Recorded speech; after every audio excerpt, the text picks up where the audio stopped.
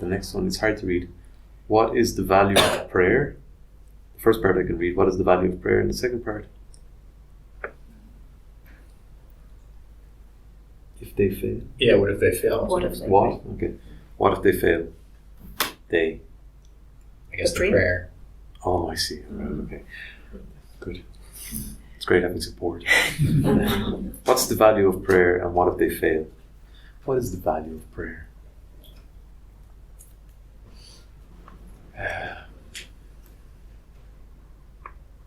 You know, when Ryan says be quiet, I think of that as being a prayer almost. You know, there's a communication in that. And yesterday I was talking with someone about how, I think it was Yogananda, but definitely Roy repeated it. You know, if you're going to have a conversation with God, because I'm presuming that prayer means you're talking to a higher reality here. And if you're going to have that conversation, you can do all the talking you want, but then it gets to a point where you need to just listen and get the answer back. But prayer, you know, there's different types of prayer. There are prayer which are kind of prescribed, you know, they've written out for you, you learn them off and you say them. And they might be considered ways of just concentrating the mind in a kind of a mantric type way, you know, that you're repeating them over and over. Not willy-nilly, where you're not paying attention to what's been said, but it's kind of a means for you to concentrate the mind, become one-pointed, and to give space to arrive at silence. We have those prescribed kind of prayers, and then we have prayers which we use where we might, you know, almost articulated our own created prayer, but with the same purpose, essentially to arrive at that point when we're just listening for an answer. And then there's prayer when we're asking for stuff. And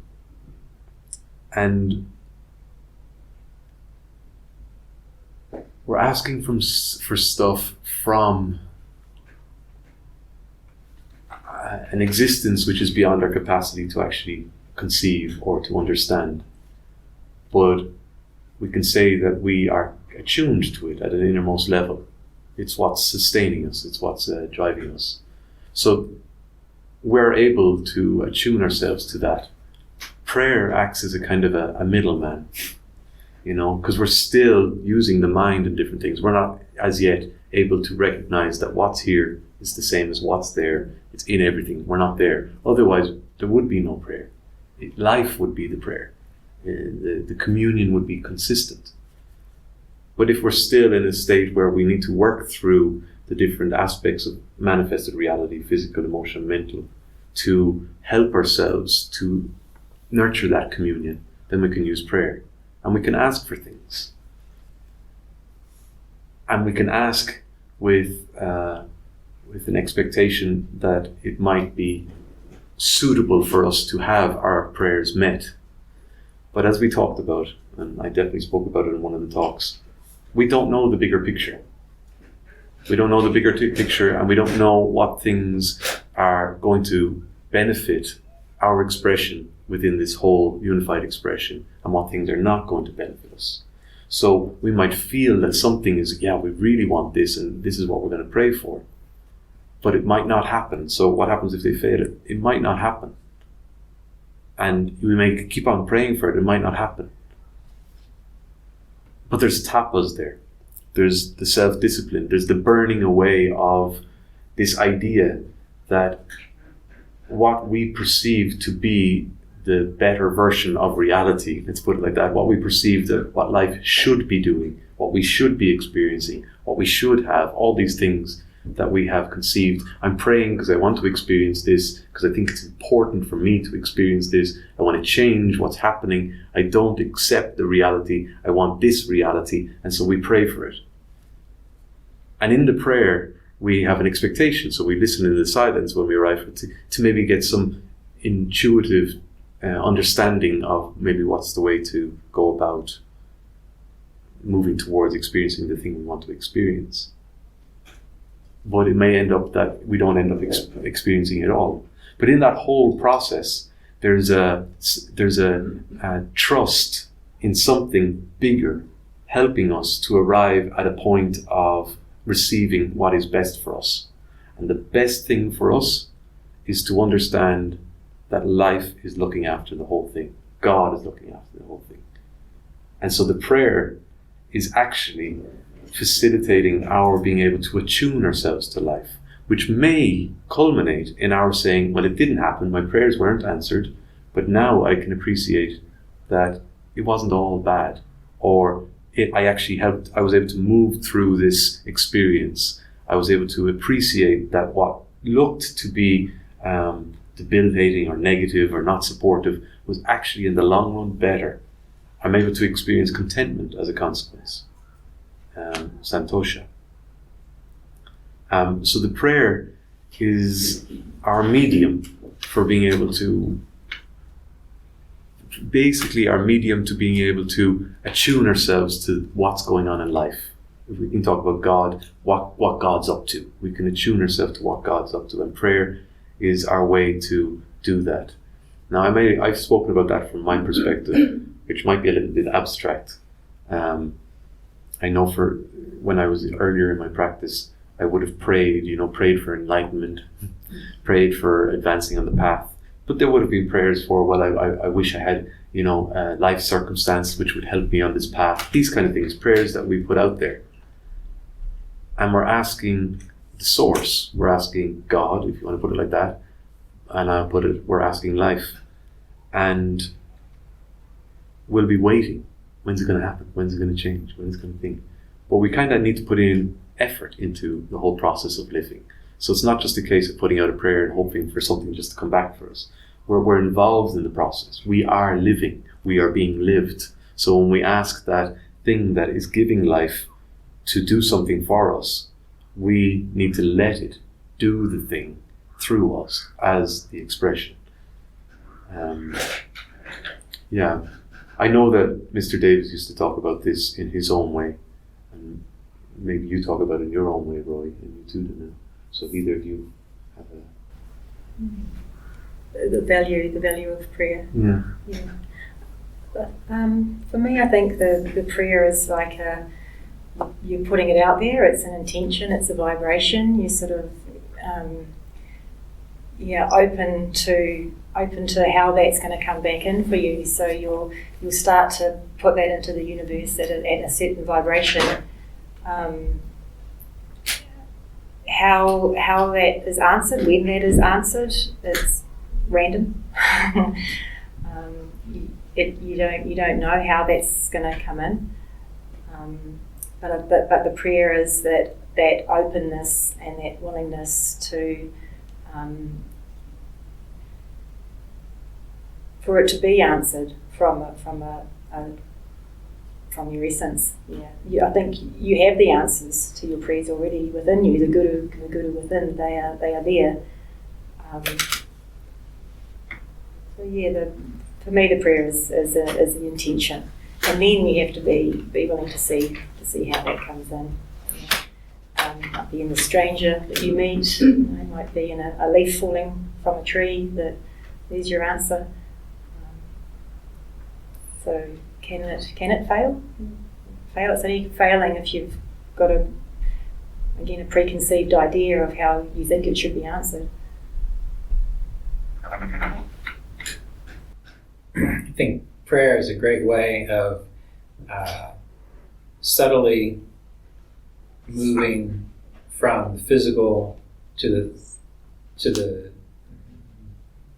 just the more subtle aspects of consciousness. Because the moment you start to pray, you're automatically acknowledging there's something more than the physical. So you're automatically moving inward.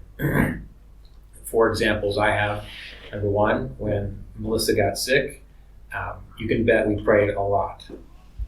And the effect of it was good despite difficult situations. But then the final request of the prayer obviously didn't work out. But then when she was dying, she wanted to still pray every day, like once in the morning, once at night. We didn't pray for healing, none of that. It was just to have the well-being that was essential for us now. We understand it was essential for us now. And every single time we did that, I felt clearer, uplifted. I was able to better be more present in the day with what was going on. I know she felt that too. This week, I've eaten a good deal more garlic than I usually do. And during one of the longer meditations, I hadn't slept well the night before. Not that I slept poorly, I just didn't get as deep as I usually do because it's a different environment. And I was struggling to like stay as present as I would like. So whereas before, usually I can access a deep state and just be there, and I don't have to worry about anything else. But I realized what was going on, and so I just went into prayer. I just said, okay, help me find the energy to go deeper into this process. I would love to get into a more inspirational state, because I'm here participating in this group and my state of consciousness is important in this group. And I was kind of going through this in my mind, in a sense, shifting gears from the I abide only in the absolute to divine consciousness, like show up. Let's feel it a little bit. And then sure enough, as soon as I did that, no matter how much garlic I ate, no matter how sleep deprived I might have been, I was able to sit up straight and I was able to experience that state of clarity once more. So I use prayer in that regard. 2 years ago, or 2 or 3 years ago, we started doing the retreats at Rochester with Swami Nirvanananda and Ishadas. Swami Nirvanananda, Jasmine, and I would stay with Vicky and Ishadas in their home. And every time we would go out for a meal or we'd have a meal together, Swami Nirvanananda would do a prayer. I think it was an Ananda prayer. It's, I receive, Lord, and I light this food, for it is thine. Infuse it with thy love, thy energy, and thy divine life. Now, I never really had done that before.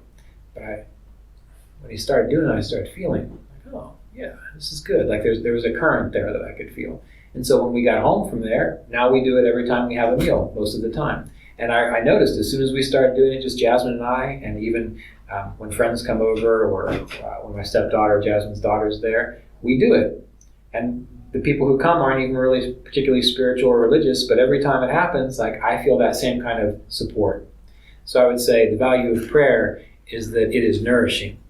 It is a sattvic practice. It is a subtly nourishing sattvic practice. And just because you do it doesn't mean that you're superstitious or anything like that. There's something about the whole process which is like another kind of technology in a way, which is supportive of the whole thing. And when they fail, well, I think they've already covered that. The purpose of it is to have that attunement, not necessarily get your exact result met. So the failure might simply be in your expectation.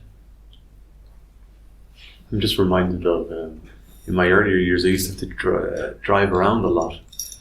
You could put on music in the car, you could put on an audiobook or some speaker or something like that, but quite often, I'd be in that space. It was driving from Limerick to Dublin, and I had to do it weekly. And it was usually about 2 hours and a half. And I'd start talking.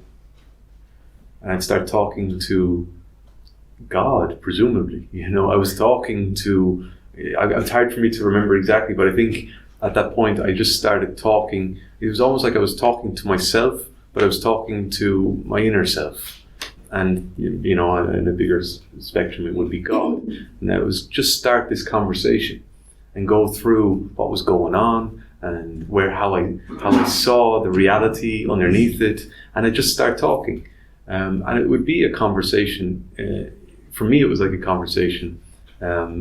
And it would arrive at a point where I just find myself stop talking. I'd still be driving. Stop talking. And I wouldn't have known what I had just said in the last sentence. What was it that just ended in that point? But it was almost like I had talked myself into a point where now I'm experiencing that inner essence, where the words that are coming out of my mouth aren't enough to quantify or put a presence on it through words. It can only be felt now in the silence. And when we talk about praying around the food, it gives a kind of a pause for that recognition of the subtle level, and you experience it. And I would go on driving then in this very, very attuned manner, where it would just be I'm sitting with my beingness in the car driving, and it would have been as a consequence of having had that conversation with God. So I think prayer, we think of it as asking for a demand, but for attunement, it's a very, very potent way of attuning yourself.